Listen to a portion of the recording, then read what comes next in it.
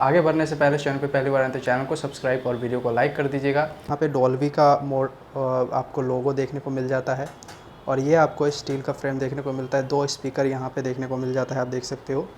2 speaker यहाँ भी देखने को मिल जाता है। यहाँ पे भी मीवी का ब्रांडिंग देखने को मिल जाता है। बाकी ये सेटअप में आप देख सकते हो क्या क्या देखने को मिलेगा। यहाँ पे आप LOXR ये सब सेटअप कर सकते हो। HDMI का सेटअप, USB का सेटअप देखने को मिल जाता है। साथ में ये भी ऑप्शन देखने को, ऑप्टिकल वायर भी सेटअप कर सकते हो। और यहाँ पे छोटे छोटे स्पीकर है लेफ़्ट और राइट, यहाँ पे आप देख सकते हो लिखा हुआ है LR लेफ़्ट राइट, वो आप कनेक्ट कर सकते हो इसीलिए यहाँ से। बाकी का 2 रह गया FL FR और ये जेन, ये साउंड बार है, यहाँ से कनेक्ट कर सकते हो। बैक साइड है, आप देख सकते हो। यहाँ पे ये पावर केबल निकला गया है यहाँ से। ये पावर केबल मैं उसके अंदर लगाऊंगा, इसकी साउंड टेस्टिंग करेंगे।